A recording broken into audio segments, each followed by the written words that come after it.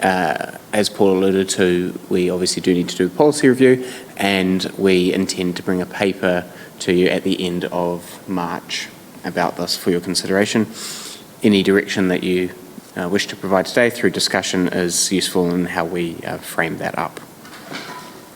A reminder, of course, it's a workshop, so there's no possibility of decisions and the like. I'm not even sure if there's a quorum, even if... Right. So the first section is on the legislative context and framework, and I should say just stop me at any point if you've got any questions or want to inject at all. So the Gambling Act 2003 and the Racing Industry Act 2020 require council to adopt policies to basically state how venues and machines may be located and operated within their district, and we'll talk through that on subsequent slides. This council has tended to merge the two, so we've got one policy to cover both sets of legislative requirements. The intention of the legislation is, as I said, to create that, or rather the purpose, it's trying to create an environment where gambling activities in New Zealand are permitted. It's clear that this is legal, but there is also a key focus on managing and minimising the harm that's associated with it. So in that sense, it's about balancing enjoyment with harm, and that does, as we'll see later in the workshop, create some interesting discussions when it comes to the application of policy levers. New Zealand's one of the few countries in the world where Class 4 gambling activities are required to be not-for-profit and for charitable activities, amongst other authorised purposes. And that has created, some people have commented, sort of an insidious model whereby you have in them, to a significant extent, expenditure from lower socioeconomic groups being redistributed to other community groups that are predominantly of a higher socioeconomic status. There is, you can also think about it, I suppose, in the sense of money in and money out. So there's a breakdown that I found that might be decently illustrative for this purpose. So this is a couple of years old, but it states basically for every dollar that goes into a pokie machine, around 91.5 cents is returned to the player in the form of winnings, and that's what it claims. And then the remainder, the 9 odd cents, 20% goes, about 33% rather, goes to the government in the forms of duties and GST. There's an amount that goes to a problem gambling levy that funds problem gambling services that we'll discuss later on. There are certain costs that go to the DIA, the depreciation of the machine and the like, but ultimately around 40% of that remainder gets returned to the community, and that is a legislative requirement. Brendan? Now, that's... Excuse me, Brendan, where do those figures come from? That's very surprising. The 91% back to the... Yeah. That's very surprising. Yep. Very good odds. Yeah. Yep. But at what cost? So those numbers came from a submission to Council as part of our 2022 review. It was from a trust, but the numbers weren't disputed by other submitters, and I haven't been able to find anything else that's more up to date. The key contention from those that disagree with the practice, for example, Problem Gambling Foundation, is where the harm falls and where the return to community falls. Well, this is where it's surprising, because I would always suggest that if you're going to get 91 cents back at every dollar you put in, there's no harm. I mean, seriously, if you're going to get that much back, that's why I'm thinking it'd be interesting to see where those figures actually did come from, and if in fact they are correct.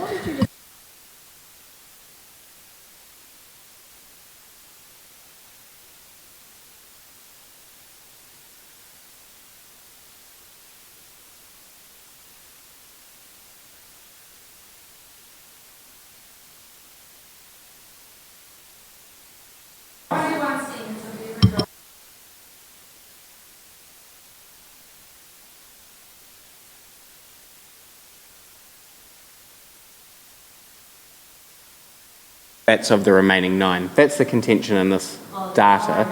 And I think we also need to remember that that's, if the numbers are correct, and like I say, it's what I was able to find, maybe we don't need to be too caught up on it. But if those numbers are indeed correct, then that would be on average number.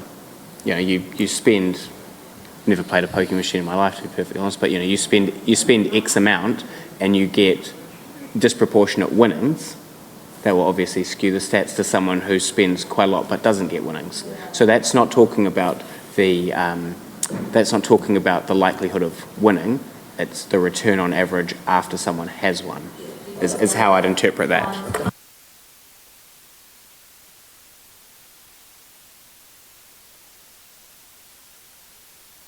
This is live. There we go. Yeah. Hence, we should be using our microphones, I suppose. Anyway. Right. No worries at all. So the next couple of slides simply illustrate the purposes and the requirements of each of those 2 acts.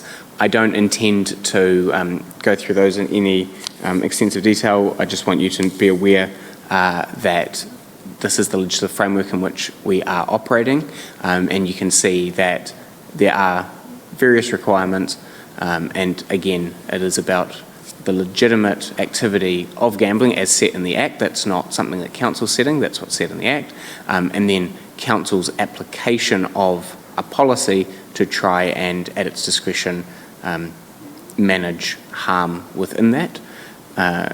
It is important to note that councils are required to have these policies, and the purpose for that is to enable community input into the decision making so that there can be a particular Timaru district flavour to the policy based on the views and perceptions of our community.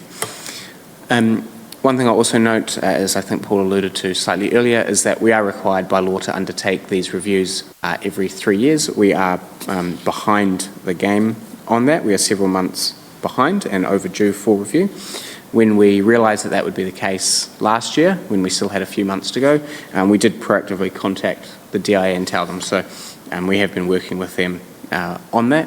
And I also note that we have about a dozen or so years ago, and other councils do fall behind from time to time. So I don't think the DIA is coming down on us like a ton of bricks, but it is something that we do need to do. Moving on to the second section of the workshop, if I may. So just to bring up to speed with the current policy, a number of you were here when this was adopted, right at the end of 2022. So the entire policy itself can be found on our website, but I suppose the key aspects of it is, as I alluded to before, it treats the Class 4 gambling and the TAB venues as equivalent, so what applies for one applies to the other. Some councils do separate them. For example, Ashburton District, they just reviewed and readopted their policy, and they've decided that no TAB venues should be permitted in their district. They currently have none anyway, but they've obviously put a cap of 0 on that, and have different rules obviously for Class 4 gambling. In terms of the number of machines, so it's slightly complicated in the legislation. There are different numbers permitted depending on when the licence was provided, but in general, new venues, if you wanted to set up a new venue tomorrow, you would, according to the law, be able to set up to 9, but in our district we've said that the limit is 7, so we've got a cap there that's lower than the permitted amount in legislation. In terms of location of venues, we allow them within certain zones, and then we also overlay that with a distance requirement related to sensitive sites.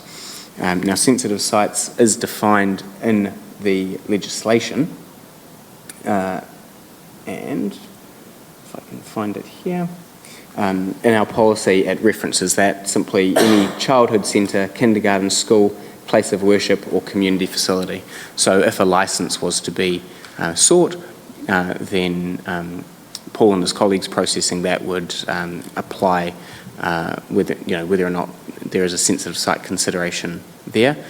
In reality, as you'll see shortly, there have been a decrease in the number of venues, a decrease in the number of machines overall, so it's not as if we're getting requests for these. In fact, I'm not quite sure when the last time we had a request for a venue was. We had some interest when the Cosy Club closed, but it wasn't quite as flexible as what people thought it was, so they didn't lead to any machines or new venues in town.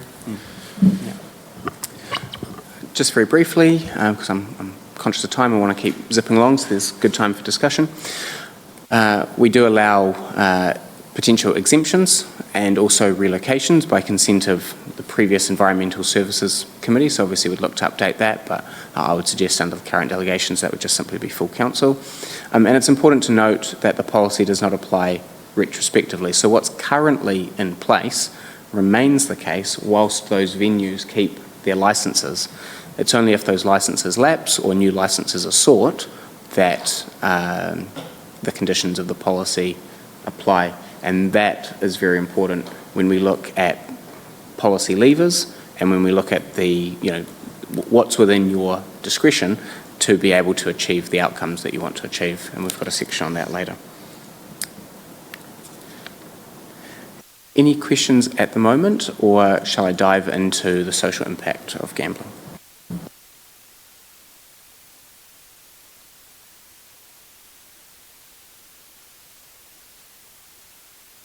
In terms of the returns? Yeah. Yeah.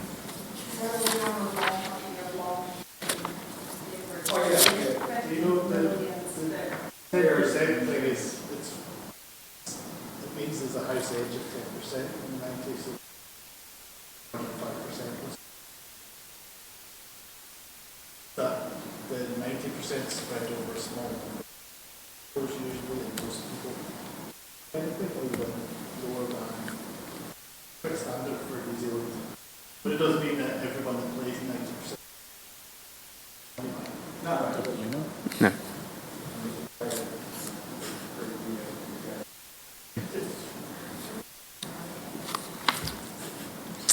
Right, moving on. So, as part of undertaking any review of the policy, we're required to consider the social impact of gambling.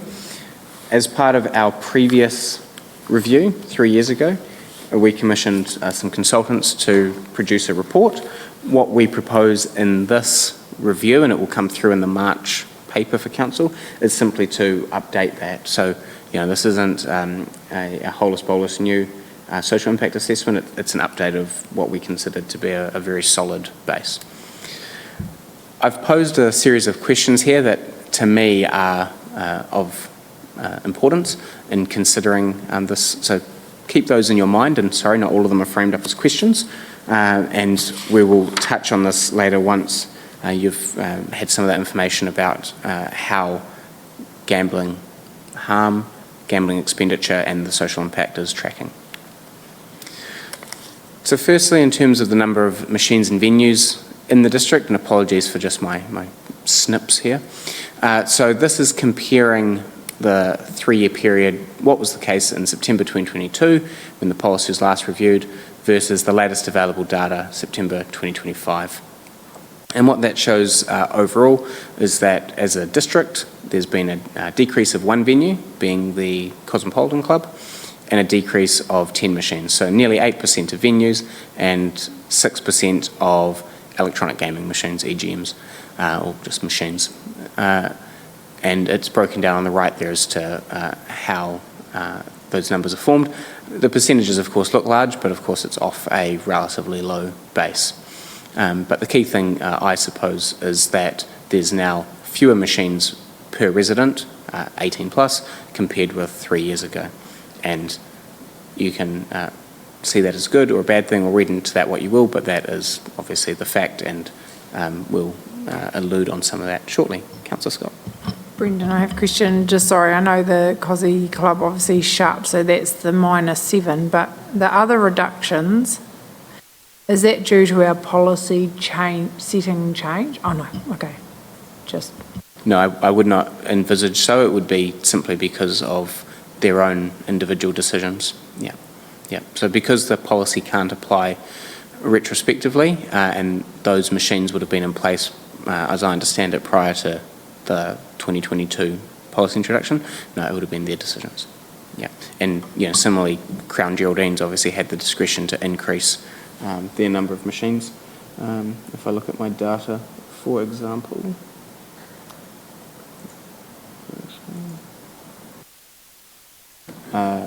if I'm reading my spreadsheet correctly, they've gone back up to 10, so they would have existed prior to that 2001, I think it was, cut off.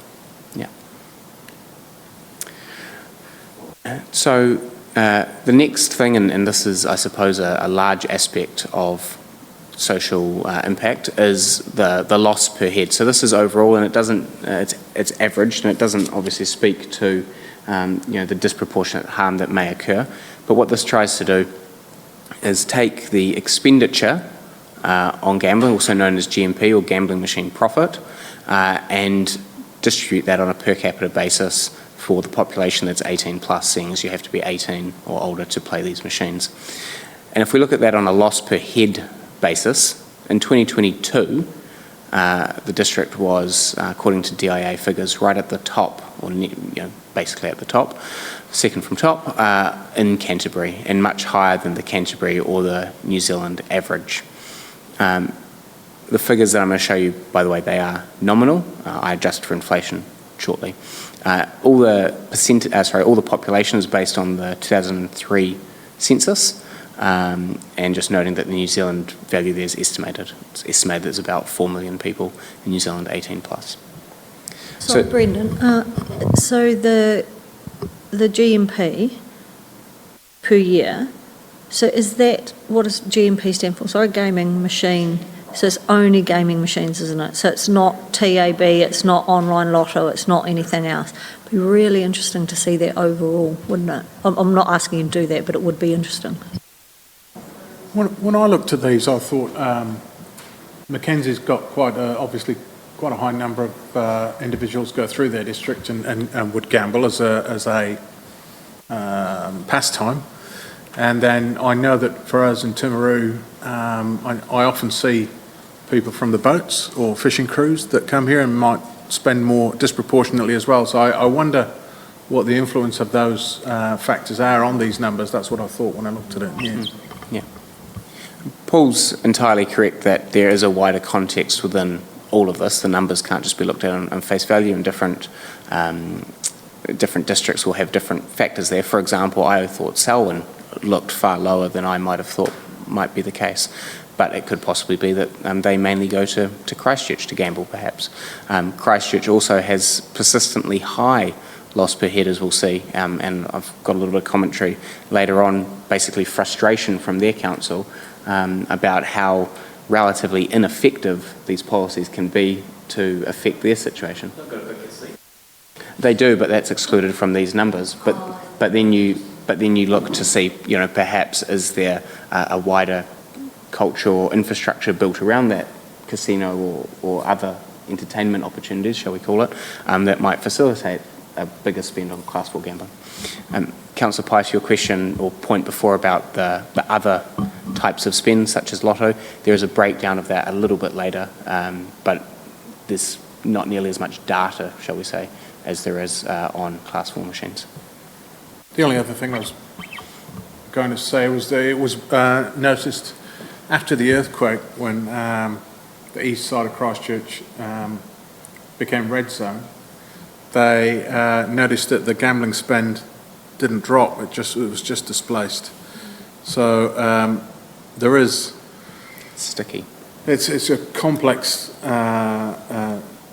sort of topic in that the correlation between the number of machines and the gambling spend it's more tenuous than it sounds, I think, because people who enjoy gambling tend to go elsewhere if they can't do it locally. So and now I would imagine the effectiveness of these policies with online gambling being available is different again. So it's a complicated topic, and it's not always what it appears in the numbers. And we have some slides on that later, so Paul, I'll be asking you to repeat all of that probably in about 15 minutes' time. So anyway, just to clarify, this is where we were in 2022. If we fast forward, and remember the numbers are nominal, where are we now? So if we look at GMP year end September 2025, again, we're right at the bad end, shall we say. But the key thing to note is that on an inflation basis, spend is declining faster than the Canterbury or the New Zealand averages. So if you took spending in 2022 and changed nothing except inflation, if all the habits remain the same and the like, then you would have expected the Timaru District to have a higher GMP loss per head of $26.15 higher than what there is right there at the moment. You can see also that Mackenzie and Ashburton, Waitaki and some of the others are declining as well, but not as significantly. And that overall in the New Zealand average, it's coming down slightly as well. You can see that some councils, some districts, are increasing on an inflation-adjusted basis prior to where they were before.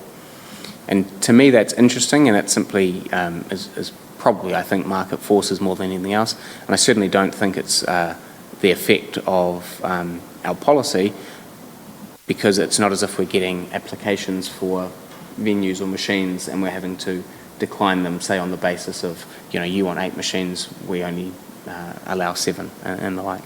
But we'll talk about that slightly more. Brendan, just in that though, you've used, and you've pointed this out, and I know why, but you've used the same population figure.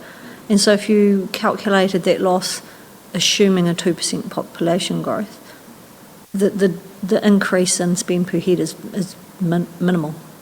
Yeah. You are quite right. The numbers are fraught. It certainly hasn't been designed to be selective in any way. It's just trying to use consistent numbers based on what's available. But I take your point. You take these numbers with a grain of salt.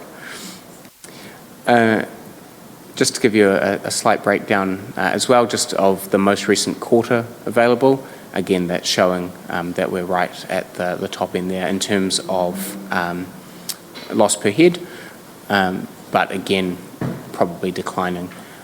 The question then becomes, as we'll discuss later, what can council do about that if you perceive that that's a problem? Just to illustrate that slightly more, and this again comes from DIA, if you look at both the nominal and the inflation-adjusted spend across all of New Zealand from September 2022 to 25, and you compare that on an inflation-adjusted basis, that's down by just over 2%, but in our district it's down just over 9%. Now the question perhaps also becomes, what does that do for the amount that's being returned to the community if we think of that legislative requirement that 40% of the proceeds are returned in the form of grants and the like? And on a New Zealand basis, of course, that remains the case. You can see there that some years it's slightly more than 40%. But there's no guarantee that that's necessarily what's returned to individual districts.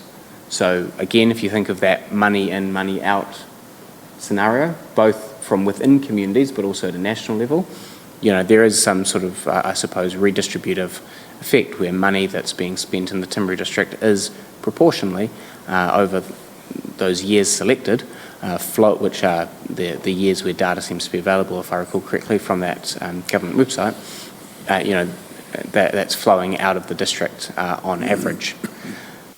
And there's a net loss there. It also shows, I think, that the return to the community is not necessarily based on that gambling expenditure, the GMP. My suspicion would be that it would primarily depend on what are the particular projects that are seeking funding in any particular year, and who is seeking that funding. Are they good at applying for it, and questions like that? Because you can see that we've had, anywhere from 37% effectively in 2023, and basically half that in 2024. The 2025 data is not yet available. I'd suggest that 2024 data is an outlier, but it is illustrative to show how these numbers do move around.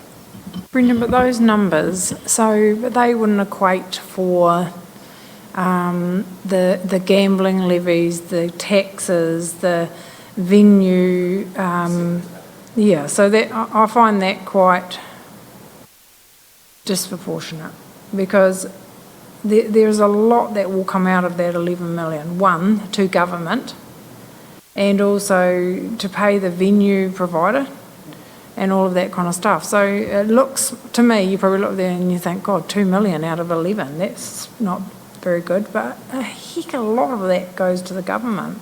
So I think it's really important that, I'm obviously supportive of the return on an investment to our community. It props up our community significantly when it comes to not just sport, but arts, culture, everything, who these providers are. So, I find I struggle when you see 11 million versus the return on 2, because that is incorrect. So I don't know, how do we would make an informed decision if we were making it today, if you looked at that. Well, what I'm saying is you could sit here and go, oh my goodness, this is terrible.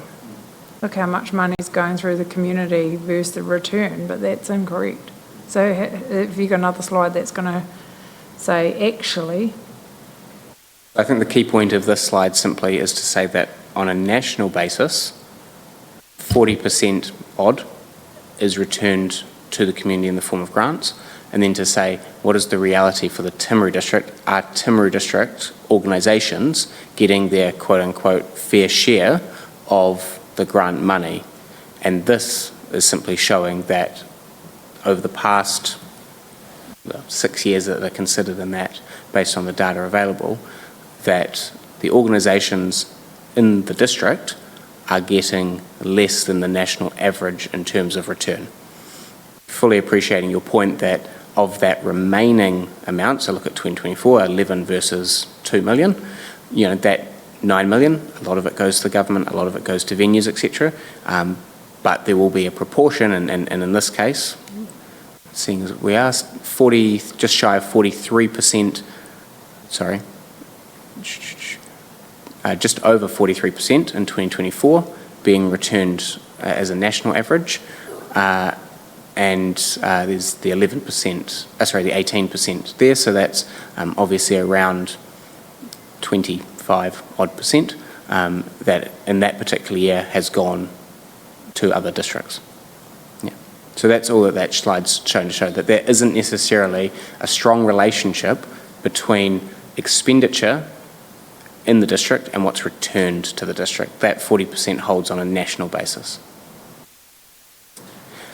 Now, there's that government website that I've alluded to there, granted.govt.nz, that breaks down in very granular detail where the funding goes, and this slide is just simply an attempt to break that down at a high level for you to show that it is indeed sports and community and health, welfare, rescue services that receive a disproportionate amount of that.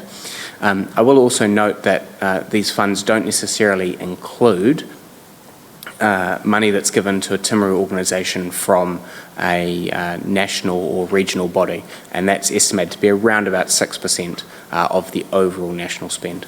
Yeah. Moving on, if I can. Getting towards the end of the slides and more towards discussion. So areas of social deprivation. So if we refer to the handouts that are provided, and I understand that they're available on the website as well.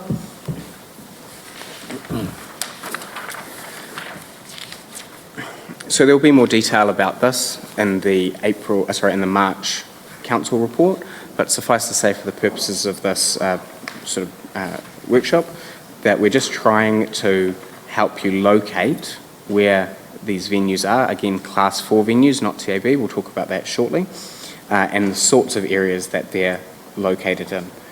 Now, the only change since the review 3 years ago has been that the Timaru South Cosmopolitan Club has been removed. but you can see that these venues are disproportionately located within areas of relatively high social deprivation, and you would then lead yourself to wonder, why is that the case? Why would they, for market reasons, deem that it's appropriate to set up there? If we think of who's affected by Class 4 gambling, as we said earlier, it's important to note that this is by law a permitted activity, obviously. 500,000 people, per year, roughly, according to Ministry of Health data, play pokies and TAB, and the vast majority of those, I think it's quite fair to say, are obviously not problem gamblers, and yet there is strong evidence that areas that have higher rates of deprivation are more likely to experience that gambling harm, and that risk is increased when the venues are located close to their houses, their communities, and that's a relatively established public health tenet, I suppose. So then, again, a question then becomes how to balance that, and we can talk about that shortly. Now, in terms of the extent to which people are affected by this, it's hard to tell definitively. We know that people that are affected by problem gambling, for example, or may have consequences that relate to social, financial, mental health facets of their life. Obviously, being under financial stress, it might be that they're more isolated. It obviously impacts more widely than just the individual. It impacts their families.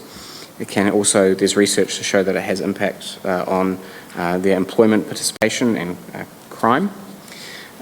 So it is more than just the statistics that I'll show you on the next page, which is around, on the next slide rather, which is around self-reported problem gambling or access to problem gambling services. But I will also note that in the 2022 social impact assessment that I alluded to before, and we'll make a copy of that available, it does consider that Timaru District does probably have a lower risk profile than the national average when it comes to problem gambling, and that's because of our demographic makeup. We have less Māori, Pacific and Asian residents than the national average, I believe, and there is research to show that that those communities are disproportionately impacted by problem gambling. So these here are slightly easier to read on individual slides perhaps, but this simply shows Canterbury over the last few years. Latest data available to June 2023, unfortunately, and in terms of where they're situated in terms of their problem gambling, and this is in terms of self-reported disclosures to the services that I mentioned before are funded by the levy. So take this with a grain of salt, and you can read various things into it. So for example, in the most recent year that data is available, it shows that Timaru residents represented 0.29% of all participants within those problem gambling services. And we're roughly 1% of the national average. So does that simply mean that problem gambling is less frequent within the district, or perhaps our residents are less likely to self-report? Perhaps there's wider reasons in play. So like I say, take that with a grain of salt. Just thinking about wider trends, and again I'm conscious of time, I think we've got around 15 minutes. So to your question before, Councillor Pai, on a inflation-adjusted expenditure per capita basis, which is the most granular detail we can get, I believe, it shows that spending on pokie machines, that red line, is the largest of those four types of activity, but you can also see that it's been decreasing over time. You can see lotto there, the yellow line, coming second. I say coming second, it's not necessarily a race you want to be winning. Casinos going up and down, and TAB perhaps holding steady, perhaps with a smidge of a decline. Now what's not shown on there is online gambling, and that's because it's currently not regulated. There is, or there's very minimal regulation I should say, there is a suite of work that the DIA are currently undertaking to regulate online gambling. I believe the proposal is that there would be roughly 15 permitted online gambling sites and the like, and activity would have to online gambling activity would have to be taken through there. But that's all a proposal, and there's no definitive detail about it. Online gambling is out of scope for this policy. We don't have any ability to control it through the policy, but I'd suggest that you want to be cognizant of it because, as Paul alluded to before, there is that displacement effect, and we'll discuss that perhaps in a couple of slides' time. In terms of the wider TAB, again to your point before, Councillor Pai, Class 4 venues, their data is readily accessible. It's broken down by the DIA. It's harder to get accurate information about the TAB, and yet I am advised, bear with me, that this is by an informed source within council and cross-referencing it with a couple of other things. We've currently got one TAB venue within the district, and then a bunch of separate terminals that are located in other places, but the policy doesn't actually govern terminals, it governs venues. So we're thinking of that one venue. Also, whilst I don't have the hard data to evidence this anecdotally, it's quite clear that there's a decline in those numbers of physical venues and terminals, and a greater push to online TAB gambling through the app. Not sure if there was a question there, sorry. I guess what I was getting at was some of that data in some of the communities that have very low spend per population. It would be interesting to see what their online spend is to kind of, I know, there's lots of data and it's almost like circumstantial evidence, to understand the full effect, and is reducing our machines, I'm not suggesting we do that, but will it, to Mr Cooper's point, just displace that to online gambling, not actually solving the problem with machines? Absolutely, and I'd love to be able to provide you with that data. Unfortunately, it's not available. For example, Lotto, to my knowledge, doesn't break down expenditure per district. Neither does a TAB. Casinos, obviously, less relevant. So, to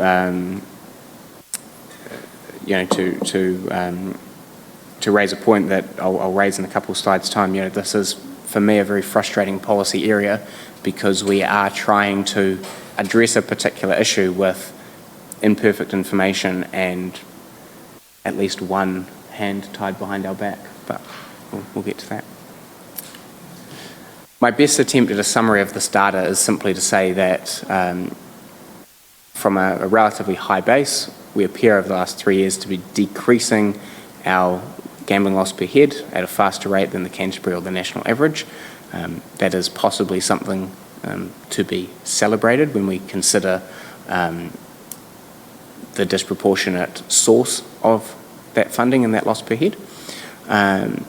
But I don't think it's due in any way directly to our current policy, because we haven't had, like I said before, the need to use that policy or to impose it when people have been, or organisations, venues, businesses have been seeking more machines or venues.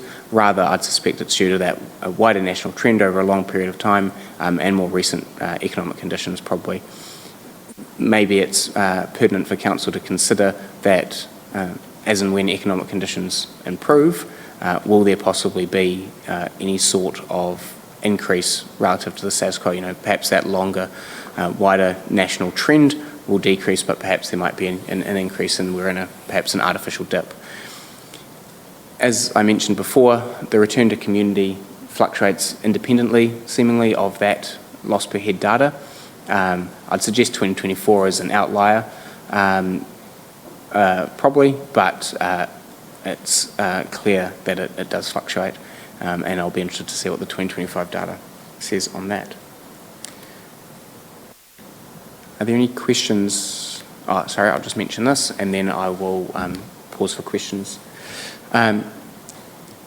as you're probably aware, we're trying to build indicators into all of our policies to help us track its performance over time, to help us identify trends, and to help inform future reviews.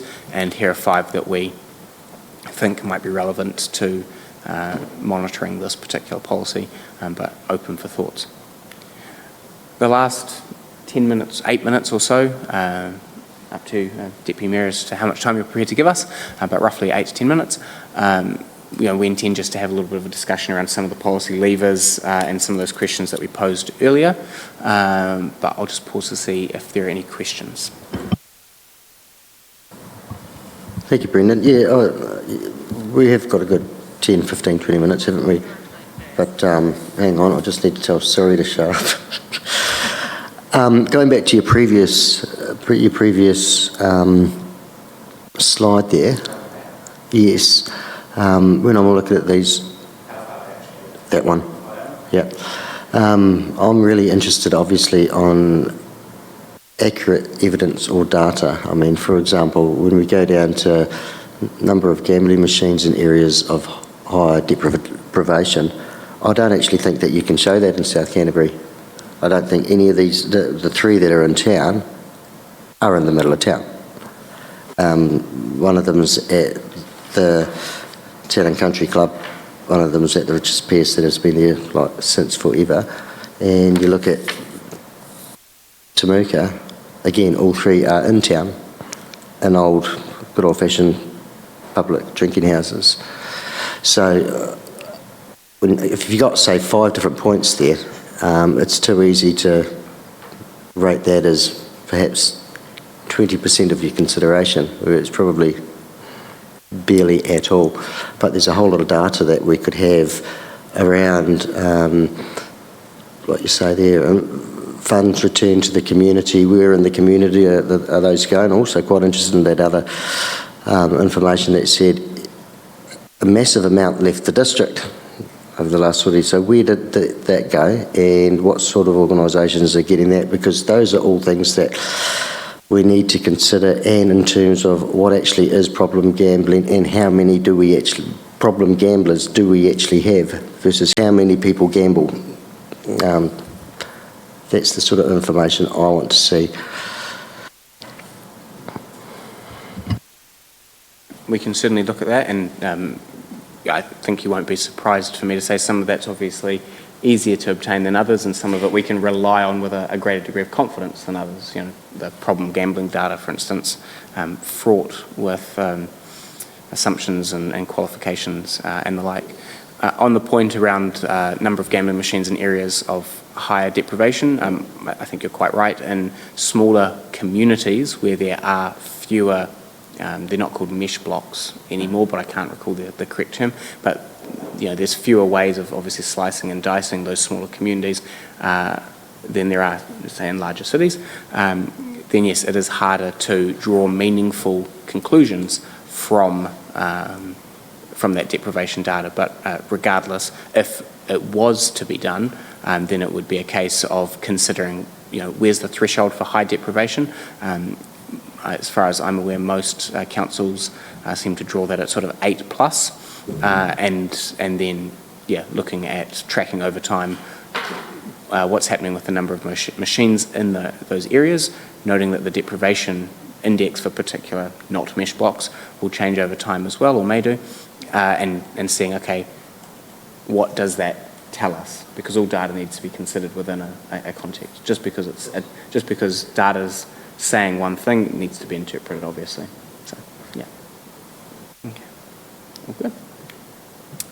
Okay, so in terms of policy levers, so this is a consideration of, what levers can you pull, what dials can you turn up and down, what can you flick on and off to try and create whatever sort of outcomes you think are appropriate within this area. And there's mainly 4, although there's a 5th that we could add that's sort of potentially vogue, I suppose, that we can maybe talk through. And Paul and I can talk through sort of our, very briefly, again, mindful of time, our assessment of what the data is showing in terms of pulling what lever, what sort of impact is that probably likely to have. So the legislation provides mainly four levers. Number one, able to set the number of machines, again this is class 4 gambling machines, per venue. And as I said earlier, for a new venue, up to 9 are permitted by law, but in the current policy we've said we've got a maximum of 7.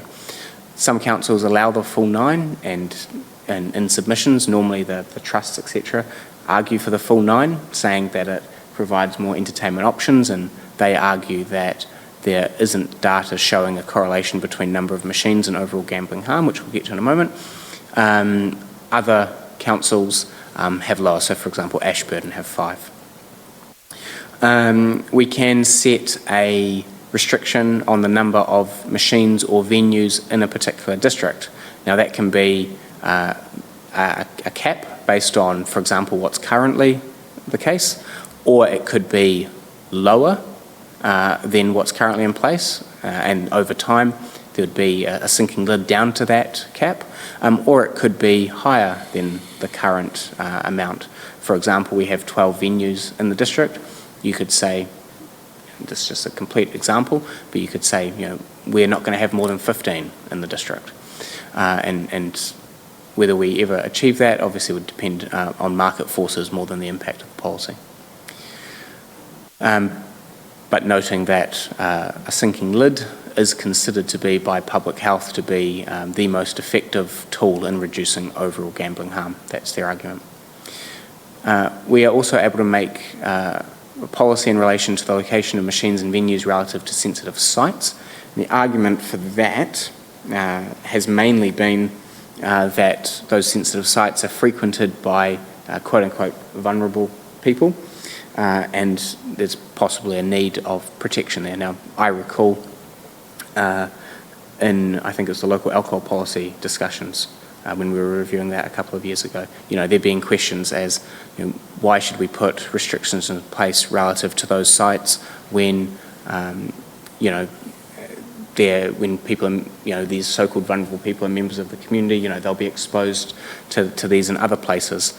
And there is some tenuous, or contested, shall I say, data as to how effective that is, but suffice to say for now, that's a lever that's available. Relocation or mergers is also an option, so some councils don't allow venues to relocate or merge. Slight asterisk, there's some case law around this, some exceptions where it is permitted regardless of policy. I won't go into that right now unless you really want me to. We currently allow relocations at the discretion of the Environmental Services Committee. The fifth, slightly vogue option, some councils apply what they call an ethical standard, where they say we as council will not seek funding from any organisations, trusts or the like, that gain funds from these machines. That is probably more of a, moral statement rather than something that necessarily impacts the overall social impact of gambling within those communities. So returning to some of those questions posed earlier, what would the relationship be between problem gambling rates or, loss per head, total expenditure, etc., and the number of machines? What's the relationship like between that and the location of gaming venues? Again, there'll be more information about this in the paper, but suffice to say for now, the research that's out there is contested on some of these points. There does seem to be general agreement that lower socioeconomic areas are the most heavily impacted, and that also, where venues are located has a disproportionate impact on the communities that are immediately around it. If you have a venue in a particular area, the households that live in that area, not that I'm saying there's a 1 kilometre radius or anything like that, but in general those are more likely to be disproportionately affected. But I would also suggest that there's evidence that these links and relationships are breaking down over time as more options are available to gamblers and people that want to gamble, whether that be purely for enjoyment and that be purely under control, or whether that be because of any problem gambling. This legislation was set in 2003 when the context, the environment was radically different to what it is now, and there is, I think, quite a bit of agreement. I think we actually raised this 3 years ago in our previous review, that it is out of date and due for a wider overhaul. And to help illustrate that, I'll note Christchurch City Council, when they reviewed their policy, most recently, I think it was 2025, they publicly said to the government, look, we have, by their consideration, a relatively high loss per head. You saw that they're at the top of the Canterbury charts there, and much higher than the national average. They've had a sinking lid for a long time. Is that flowing through to outcomes in this for their community? They're arguing no. They're saying to the government, we want more tools. So I appreciate that it's slightly weird and perverse for me as a policy advisor to be sitting here saying, here's a policy topic, and you've got options, but they are relatively ineffectual. But I would suggest that they are indeed relatively ineffectual. They are options, and they will over time have some form of impact, but I would suggest that they're certainly not going to provide any sort of drastic impact, depending on what sort of outcome you might be wanting to create. A couple of reasons for that. Like I said, you've got the wide range of options that are available to people, and a small number of those are within scope of this. As I say, it doesn't speak to online gambling. And then secondly, there's obviously the retrospective element to the policy. So let's just say, for complete argument's sake, council said, we don't like Class 4 gambling, we want to shut it down, we have a cap of 0 in the district. Well, obviously that's not going to impact what's the venues that currently have licences. There'd be a sinking lid over time. And Paul might want to speak to the mechanics of that slightly more. The final point that I'll just note there, that impact on community funding, and this is purely just because I forgot to raise it before, sorry. I think there's agreement that there isn't a strong relationship between the number of machines and venues and overall spend, and therefore overall returns to the community. I think both proponents for a more permissive and proponents for a more restrictive policy would agree on that point for different reasons. Very finally, because I know I've gone over time, Your Deputy Worship, we've obviously got this workshop. We're intending to bring a paper to Council on the 31st of March with our officer recommendations and some prepared material if you wish to go out for consultation. If you want to roll over the existing policy without any material changes, then consultation is not required by law unless you deem that you want to get the informed view of your community. If you seek change or want community views, then we'll go out for a consultation period. Depending on how that meeting goes on the 31st of March, 2 April to 10 May may be ambitious, who knows. But then there are also options after that in May for a hearing and possibly wrapping it up by the end of the year. I haven't heard anything more from the DIA since I last spoke to them several months ago before Christmas. They know that we're overdue on this, but they're not breathing down our necks or the like. I think they're keen for us to do it properly, and I think they appreciate the wider context of these policies, shall we say. Anything you want to add, Paul? No, it's always an interesting debate every 3 years, and there's the answers aren't as clear as people often assume. So, I mean, you could argue, for example, that having a controlled environment is better than an uncontrolled environment, and therefore a licensed or Class 4 venue is being controlled with a host who's monitoring activity there is better than being at home in your lounge, on your couch, gambling away online. So there's so many different factors to think about, but I think if numbers are declining naturally or because of our policy settings, and you could argue that all day long, which one it is, I think it makes it simpler for council to find a view that if you want to encourage that by putting in a sinking lid and we go at consultation, I think that position is justified. If you want to roll over, I think that position is justified. So I think It's just dependent on what elected members want to do after having heard all the evidence, but that's the environment we've got. And I'd also suggest maybe a consideration of, over time we seem to be tracking down. Are we as a district at the moment in potentially an artificial dip relative to where we'd otherwise be? Will we possibly track back up? If we were, is that of concern to councillors? If you said yes to that, then you might be looking more at a sinking lid relative to the current policy and allowing market forces to play out a little bit more. But again, the caveat with the sinking lid is that it obviously takes time to work and to appreciably show an impact, and it doesn't necessarily impact the expenditure or the loss per head in any sort of direct way, in the short term or medium term perhaps.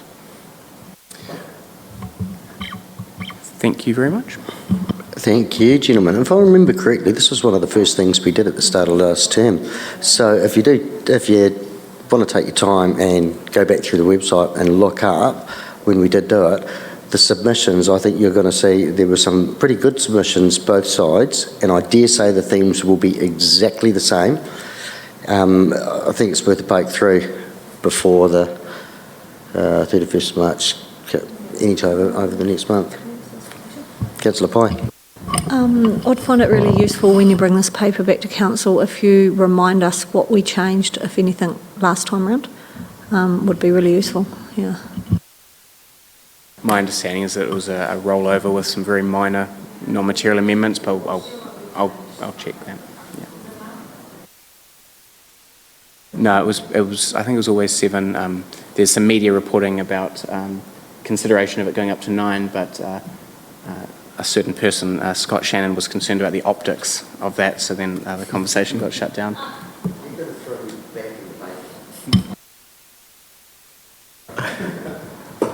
Thanks for bringing that back to me.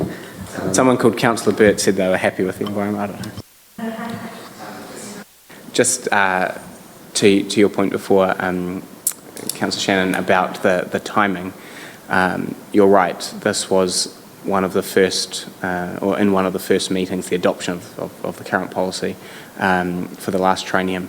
And this time last year, when we started to think about this review, we deliberately wanted to avoid that because we felt that it wasn't intended back in 2022, but it became unfair, perhaps, that one council considered the initial policy, had adopted it for consultation, etc. There were elections, and then it was a new council that was asked to make a decision on that. So our initial plan had been to do the prep work and bring it to you in sort of December or the like, but several things came up to stop that, and then also we hadn't fully appreciated the legislative requirements to complete the review within the 3 years, rather than just simply commence the review within 3 years. Fair enough. Thank you, gentlemen. I think, team, that's the end of that workshop. Do we have Roo coming in? Is that still happening?